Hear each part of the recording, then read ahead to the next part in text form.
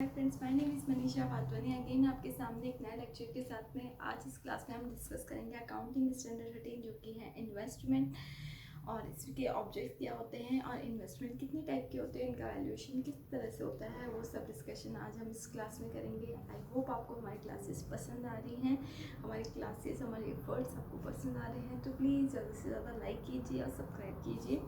और इससे रिलेटेड जितने भी क्वेरी क्वेश्चंस हैं आप मेरे से कमेंट सेक्शन में पूछ सकते हैं और नोट्स की लिंक आपको मेरे टेलीग्राम चैनल पे मिल जाएगी। इसके अलावा मैं कमेंट बॉक्स में उसकी लिंक आपको शेयर कर दूँगी। So let's start.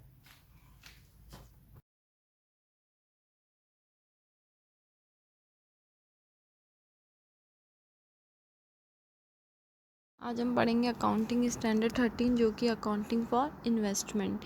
इसमें हम इसका इंट्रोडक्शन, डेफिनेशन, एक्सप्लेनेशन है। कॉस्ट ऑफ इन्वेस्टमेंट क्या होती है, इन्वेस्टमेंट कितने टाइप के होते हैं, उनका डिस्क्लोजर कैसे होता है, ये सब चीज़ें आज हम इसमें अकाउंटिंग स्टैंडर्ड 13 में कवर करेंगे। तो सबसे पहले इसमें हम पढ़ते हैं इंट्रोडक्शन कि कहाँ कहाँ पे ये स्टैंडर्ड एप्लीकेबल होता है और कहाँ कहाँ पर नहीं होता।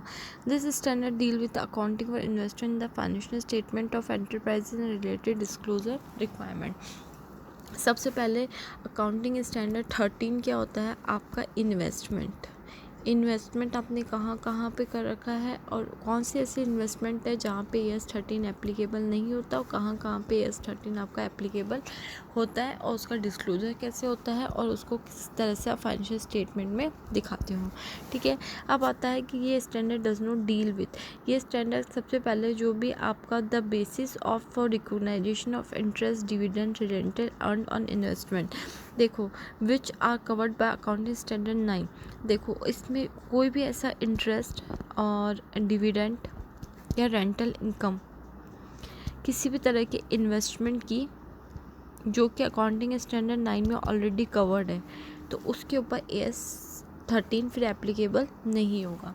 ठीक है, ऐसे इंटरेस्ट, रेंट और डिविडेंड जिसके ऊपर अकाउंटिंग स्टैंडर्ड 9 ऑलरेडी एप्लीकेबल है तो उसके ऊपर ES 13 एप्लीकेबल नहीं होगा।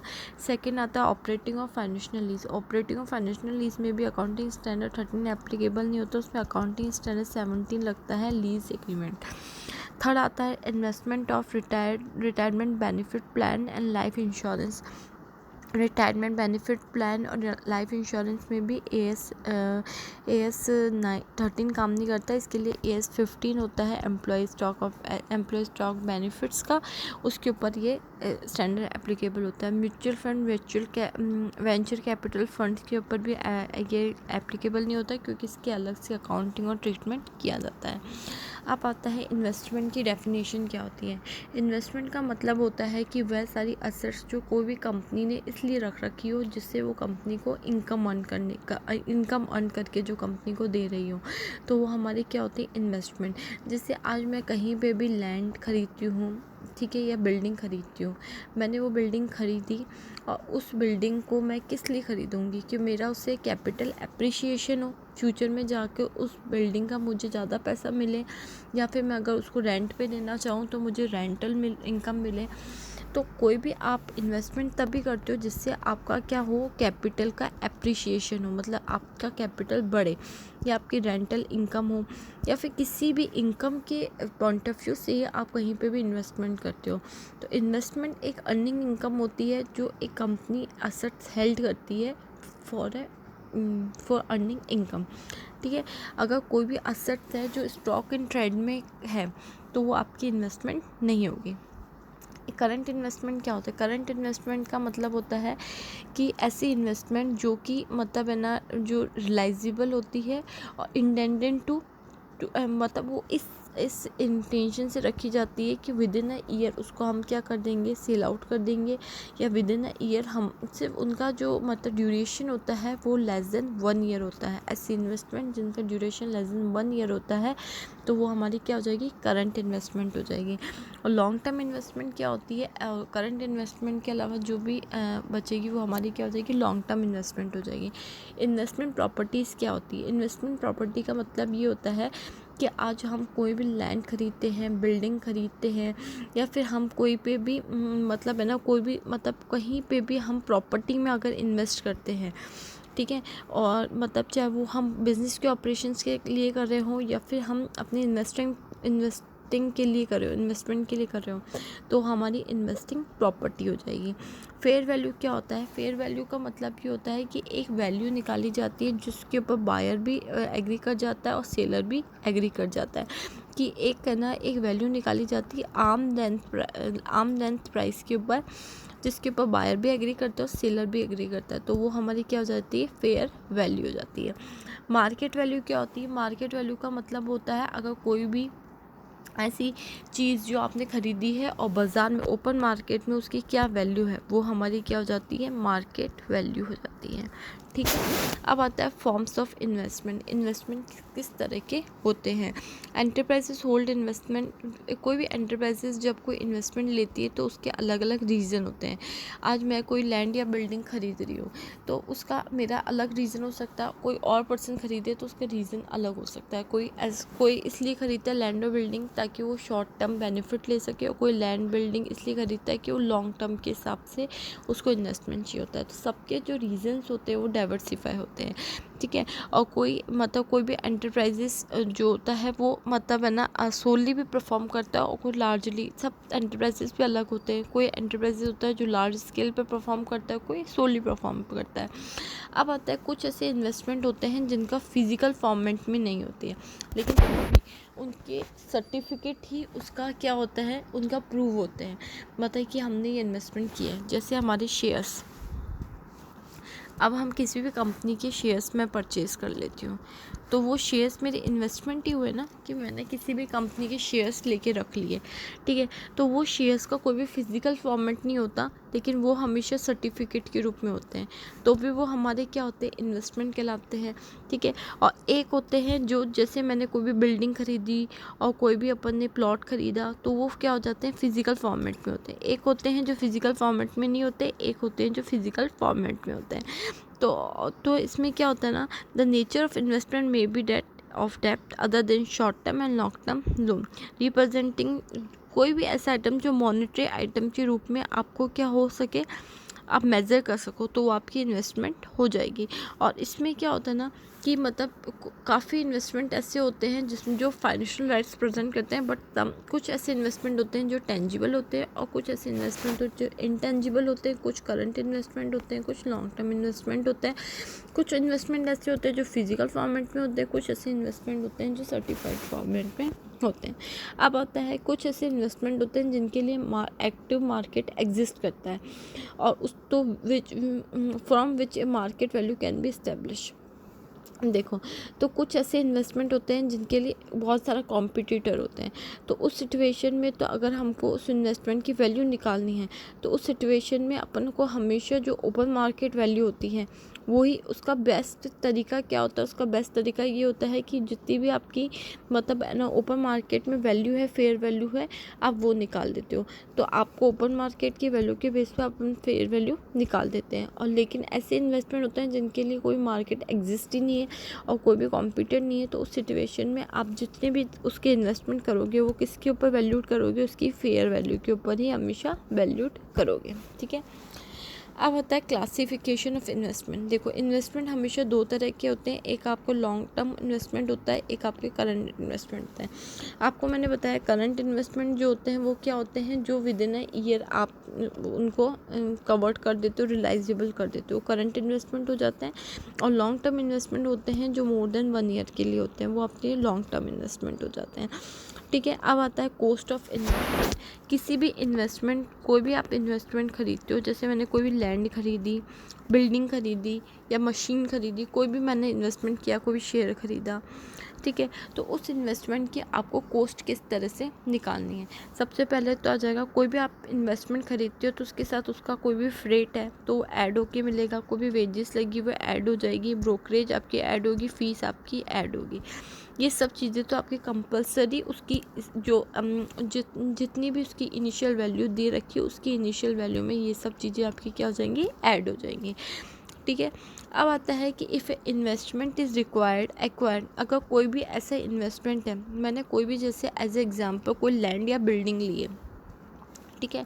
कोई भी लैंड या बिल्डिंग लिए है और वो लैंड या बिल्डिंग मैंने क्या किया है, शेयर इशू करके लिए हैं, इशू ऑफ शेयर, ठीक है। शेयर इशू करके अगर मैंने कोई भी इन्वेस्टमेंट किया है तो उस सिचुएशन में लैंड या बिल्डिंग की वैल्यू कितनी लिखी जाएगी। तो सिचुएशन में जितने भी शेयर्स मैंने इशू किए गए हैं तो उन शेयर्स के जो शेयर्स इशू किए उन शेयर्स की जितनी भी फेयर वैल्यू है, उन शेयर्स की जितनी भी फेयर वैल्यू है वही आपकी लैंड और बिल्डिंग की वैल्यू मानी जाएगी। जैसे एज ए एग्जांपल मैं आपको बताती हूँ,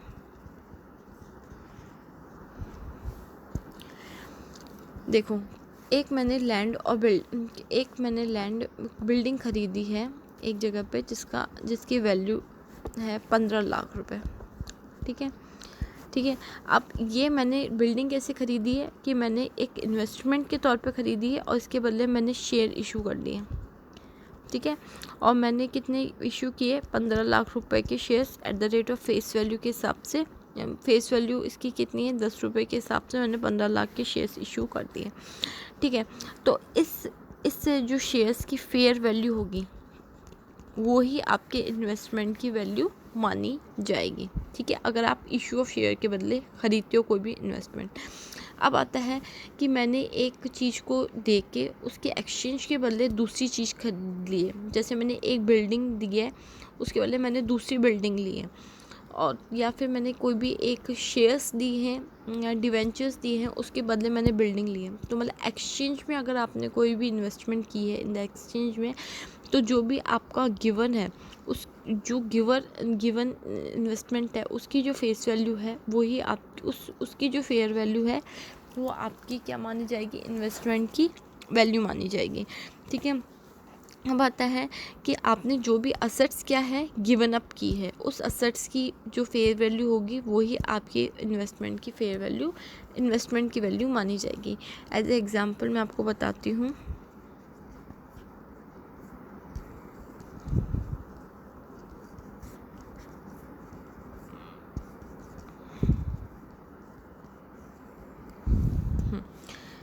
देखो एग्जांपल के तौर पे मैं बताती हूँ, जैसे मेरे पास में एक बिल्डिंग है, वो है बिल्डिंग 15 लाख रुपए की, ठीक है, और मैंने इस बिल्डिंग को बेच के एक और बिल्डिंग ली, ठीक है, उसी जगह पे उसके एक्सचेंज में मैंने वैल्यू ली। अब मुझे इसकी वैल्यू नहीं पता कि इसकी वैल्यू मैं कितनी लिखूँ, तो इसकी जो फेयर वैल्यू है इस बिल्डिंग की, जो आप बिल्डिंग दे रहे हो मतलब जो गिवन अप बिल्डिंग है उसकी जो फेयर वैल्यू है वही आपकी न्यू इन्वेस्टमेंट की वैल्यू मानी जाएगी, ओके।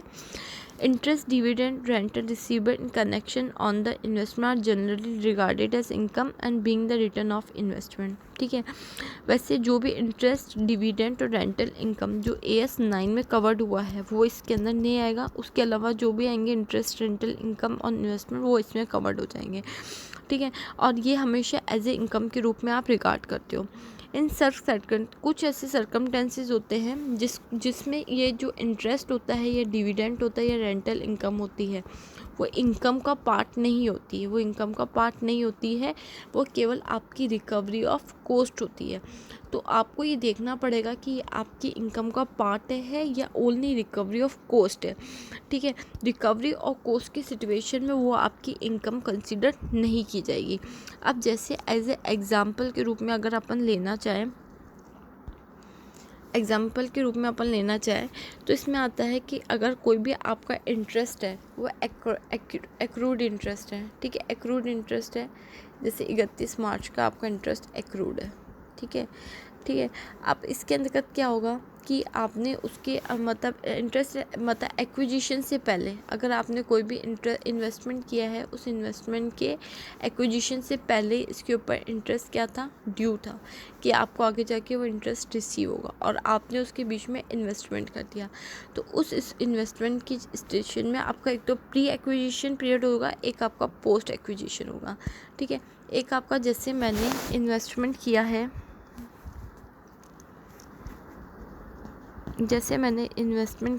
कब 31 मार्च को, ठीक है, और ये 1 जनवरी टू 31 दिसंबर जैसे चल रहा है, बुक्स आपकी क्लोज हो रही है 31 दिसंबर को। तो 1 जनवरी से 31 मार्च का आपका प्री एक्विजिशन इंटरेस्ट हो जाएगा और 31 मार्च के बाद का आपका पोस्ट एक्विजिशन इंटरेस्ट हो जाएगा, ठीक है। पोस्ट एक्विजिशन इंटरेस्ट हो जाएगा। ठीक है, तो उस सिचुएशन में क्या होगा ना, प्री अलग हो जाएगा और पोस्ट एक्विजिशन का पोर्शन अलग हो जाएगा। और जो मतलब प्री से रिलेटेड जितना भी आपका इन्वेस्टमेंट का इंटरेस्ट है वो आपकी कॉस्ट में से क्या हो जाएगा, माइनस हो जाएगा, वो आपकी कॉस्ट में से माइनस हो जाएगा। और इसके अलावा प्री एक्विजिशन जो होता है कॉस्ट में से माइनस हो जाएगा। व्हेन डिविडेंड और इक्विटी शेयर आर डिक्लेयर, अगर कोई भी ऐसा डिविडेंड है इक्विटी शेयर्स के ऊपर जो कि ऐसा डिक्लेयर किया गया है कि वो प्री एक्विजिशन प्रॉफिट में से दिए जाएंगे, तो सिचुएशन में आपको सेम उसको कॉस्ट में से डिविडेंड को प्री एक्विजिशन प्रॉफिट्स में से माइनस करना पड़ेगा। The cost of investment normally redact bye interest dividend receivable only, आपको मतलब कॉस्ट में से डिविडेंड तब भी आप माइनस कर सकते हो जब आपको क्लियरली ये दे रखा हो कि वो प्री एक्विजिशन प्रॉफिट में से आपने डिविडेंड डिक्लेयर किया है। तो सिचुएशन में जितनी भी आपकी कॉस्ट होगी प्री एक्विजिशन प्रॉफिट्स होंगे उसमें से आपका डिविडेंड का पार्ट जो होगा वो क्या हो जाएगा, माइनस हो जाएगा। अब आता है कैरिंग अमाउंट ऑफ इन्वेस्टमेंट। देखो आपके जो होता है, एक तो होता है दो तरह के होते हैं अमाउंट, इन्वेस्टमेंट दो तरह के होते हैं। एक तो आपके पास करंट इन्वेस्टमेंट होते हैं, एक आपके पास क्या होते हैं, लॉन्ग टर्म इन्वेस्टमेंट होते हैं। अब आता है करंट इन्वेस्टमेंट में कैसे आप अमाउंट को कैरी करते हो और लॉन्ग टर्म इन्वेस्टमेंट में अमाउंट को कैसे आप कैरी करते हो। The carrying amount of current investment, हमेशा जो करंट इन्वेस्टमेंट होते हैं उसको किसके ऊपर वैल्यूड किया जाता है, जो cost of fair value which ever is lower. ठीक है, इन दोनों में से आपको अगर करंट इन्वेस्टमेंट को वैल्यू करना हो, करंट इन्वेस्टमेंट को, तो अगर आपको कॉस्ट भी दे रखी हो फेयर वैल्यू भी दे रखी है, तो सिचुएशन में कॉस्ट और fair value which ever is lower के ऊपर ये हमेशा वैल्यू किया जाएगा। ये चीज़ हमेशा ध्यान रखना। और जो एवेल्यूएशन होता है वो करंट इन्वेस्टमेंट का ग्लोबली बेस के ऊपर नहीं होता है। Sometime the concern of enterprises may be with the value of category of related current investment, not with each individual investment. According the investment में बी कैरिड, हमेशा जो होता है वो कंपनी के ऊपर डिपेंड करता है कि वह ग्रुप ऑफ एसोसिएशन का इन्वेस्टमेंट करवाती है, इंडिविजुअल बेस पे करवाती है। तो लेकिन रूल आपका हमेशा ये चलेगा कि कॉस्ट और fair value which ever is lower. Current investment में अगर फेयर वैल्यू में कोई भी तरह का रिडक्शन आता है या रिवर्सल होता है तो उस सिचुएशन में उसको किस में चार्ज किया जाएगा, उसके प्रॉफिट एंड लॉस अकाउंट में चार्ज किया जाएगा। अब आता है आपका long term investment. Long term investment को किस तरह से वैल्यू किया जाता है। देखो लॉन्ग टर्म इन्वेस्टमेंट जो भी होते हैं उनको हमेशा किसके ऊपर वैल्यू किया जाएगा, उसकी कॉस्ट के ऊपर ही वैल्यू किया जाएगा। when there is a decline other than temporary until unless उसमें कोई भी डिक्लाइन ना आ जाए।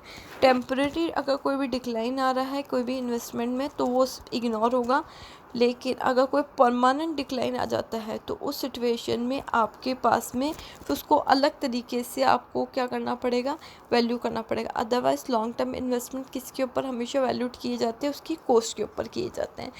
अब आता है investment the carrying amount is reduce to recognise the decline. Indicator of value of investment obtained by reference to its market value and the investee assets and result and the accepted cash flow from the investment. The type and extent of the investor stake in the investee are also taken into account, and restriction on distribution by the investee or disposal by the investor may affect the value attributed to the investment.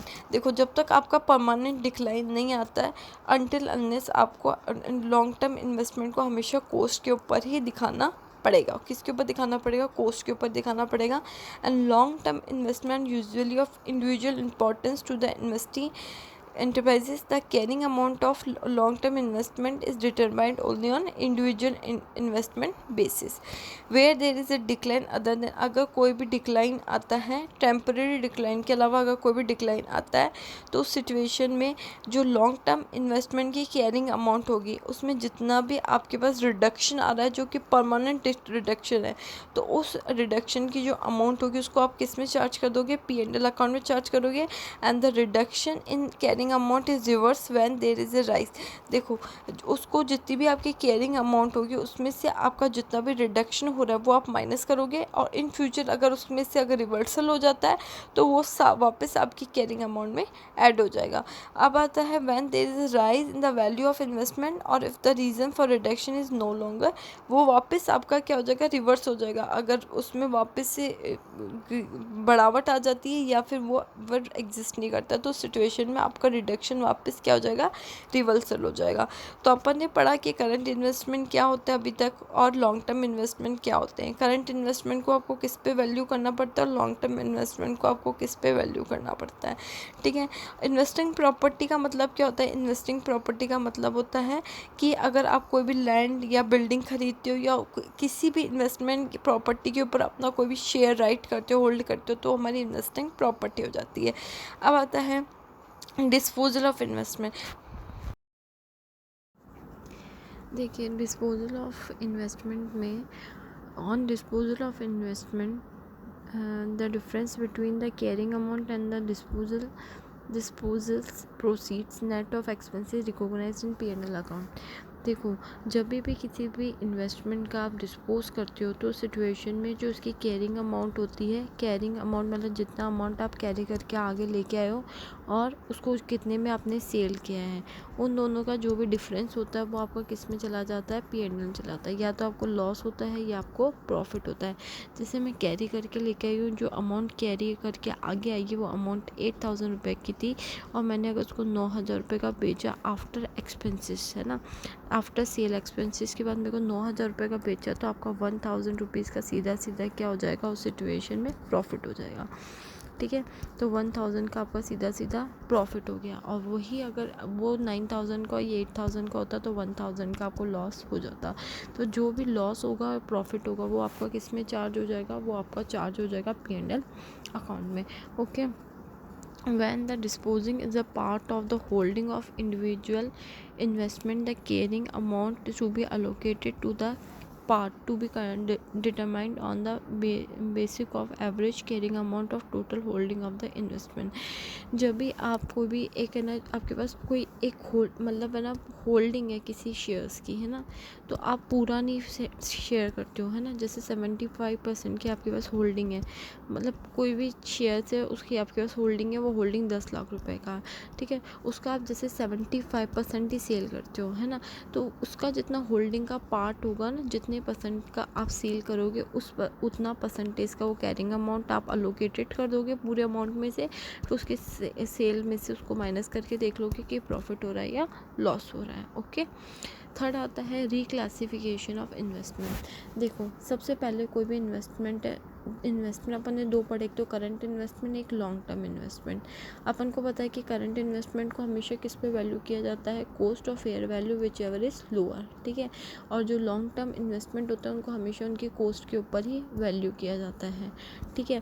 अब आता है कि reclassification मतलब होता है कोई भी investment है जिसको अपन ने पहले क्या माना है, करंट इन्वेस्टमेंट मानना है। अब पहले उनको करंट इन्वेस्टमेंट मानना है, अब उसको अपन किस में चेंज कर रहे हैं, लॉन्ग टर्म इन्वेस्टमेंट में चेंज कर रहे हैं, ठीक है। लॉन्ग टर्म इन्वेस्टमेंट में अपन उसको क्या कर रहे हैं, चेंज कर रहे हैं। तो अपन को ये पता है कि जो करंट इन्वेस्टमेंट है उसको हमेशा किस पे वैल्यू किया जाता है, फेयर वैल्यू और cost which ever is lower पे। और लॉन्ग टर्म इन्वेस्टमेंट को हमेशा किसके ऊपर वैल्यू किया जाता है, कॉस्ट के ऊपर। तो करंट इन्वेस्टमेंट को अपन अभी तक किसके ऊपर करते आ रहे होंगे, फेयर वैल्यू और cost which ever is lower पे। तो अब अगर वो लॉन्ग टर्म में कन्वर्ट हो जाता है तो फिर उसको अपन को किसके ऊपर वैल्यू करना पड़ेगा, कॉस्ट के ऊपर। वैसे ही पहले अपना लॉन्ग टर्म इन्वेस्टमेंट था उसको अपन ने शॉर्ट टर्म में कन्वर्ट किया, तो लॉन्ग टर्म को अपन अभी तक किसके ऊपर कर रहे थे, कॉस्ट के ऊपर। और फिर ना करंट इन्वेस्टमेंट को किस पे करते थे, cost of fair value which ever is lower पे। तो रिक्लासिफिकेशन में लॉन्ग टर्म फिर किस में चला जाएगा, शॉर्ट टर्म में। तो फिर उसको cost of fair value which ever is lower के ऊपर ही आपको क्लासीफाई करना पड़ेगा, तो वो हो जाता है रिक्लासिफिकेशन। जैसे पहले लॉन्ग टर्म इन्वेस्टमेंट करंट बन गया, करंट इन्वेस्टमेंट लॉन्ग टर्म में कन्वर्ट हो गया, तो जिसमें वो कन्वर्ट होगा उसी के रूल्स आपको फॉलो करने पड़ेंगे, ठीक है। अब आता है डिस्क्लोजर। डिस्क्लोजर क्या होता है, the following disclosure in financial statement in the relation of investment are appropriate. कौन कौन से डिस्क्लोजर आपको देने पड़ते हैं, एक तो आपने कौन सी अकाउंटिंग पॉलिसी का यूज़ किया गया अमाउंट को कैरी करने के लिए, और उसके अलावा P&L में आपके पास आपके इंटरेस्ट और dividend showing separately dividend for subsidiary companies, rental और investment showing separately such income for long term और current investment, gross income should be stated and the amount of income deducted. उसके बाद आपने कितना TDS भी काटा है वो भी आपको दिखाना पड़ेगा। इंटरेस्ट आपका कितना है, डिविडेंड कितना है, रेंटल कितना, वो तो दिखाना पड़ेगा। प्लस आपका टीडीएस का अमाउंट भी आपको दिखाना पड़ेगा। और आपने किसी भी एसेट को सेल किया है तो उसको डिस्पोज करने से आपको कितना प्रॉफिट हुआ है, लॉस हुआ, वो भी आपको शो करना पड़ेगा। और अगर आपको मतलब लॉन्ग टर्म इन्वेस्टमेंट को मतलब ना चेंज करने से आपको अमाउंट में कितना भी चेंजेस हुआ वो आपको P&L अकाउंट में दिखाना पड़ेगा। Significant restriction the right of ownership, reliability of investment, the remittance of income and proceed of disposal, the agreed amount of quoted और unquoted investment giving the aggregate market value of quoted investment. Other disclosure policies भी आपको जो भी suitable होंगी वो सब आपको उस इधर क्या करना पड़ेगा, शो करनी पड़ेगी। ठीक है। अब आपको मैं अगर करेक्ट में बताऊं पूरा, तो सबसे पहले तो इन्वेस्टमेंट क्या होता है। इन्वेस्टमेंट आपके करंट इन्वेस्टमेंट होते हैं, एक आपके लॉन्ग टर्म इन्वेस्टमेंट होते हैं, और एक आता है कि आपके पास में आपके इन्वेस्टमेंट कहाँ कहाँ पर। देखो, in the absence of the statute requirement such further classification should disclose where applicable investment properties पे, गवर्नमेंट ट्रस्ट सिक्योरिटीज़ पे, अदर स्पेसिफिक नेचर वाली चीज़ों पे इन्वेस्टमेंट प्रभाव होते हैं। कॉस्ट ऑफ इन्वेस्टमेंट में आपकी क्या क्या चीज़ें जुड़ जाएंगी वो आ जाएगा। फिर अगर मैं आपको बताया था, अगर वो इशू ऑफ शेयर के बदले मिली हो तो फिर क्या सिचुएशन होती है, अगर किसी एक्सचेंज के बदले मिली हो तो सिचुएशन में कैसे आपको फेयर वैल्यू लेनी पड़ती है। इन्वेस्टमेंट प्रॉपर्टीज़ आपको पता ही है। और कैरिंग अमाउंट में आपके पास आता है कि करंट इन्वेस्टमेंट और long term investment. Current investment को हमेशा आप उसको किस पे दिखाओगे, कॉस्ट और fair value which ever is lower पे, और लॉन्ग टर्म इन्वेस्टमेंट को हमेशा उसकी कॉस्ट के ऊपर दिखाना पड़ता है। पहले क्लासिफिकेशन होता है, फिर रिक्लासिफिकेशन में जिसके अंदर आप चेंज कर रहे हो ना, फिर आपको उसके अंदर क्या करना पड़ता है, फिर न्यू टर्म उसके अकॉर्डिंग चलती है। ठीक है। और डिस्क्लोजर में आपको अकाउंटिंग पॉलिसी दिखानी पड़ेगी, क्लासिफिकेशन दिखाना पड़ेगा, और आपको P&L अकाउंट में क्या क्या चीज़ें चार्ज होती है वो सब दिखानी पड़ेगी। ठीक है। आई होप आपको ये लेक्चर समझ में आया होगा। अब अगला अपना अकाउंटिंग स्टैंडर्ड होगा।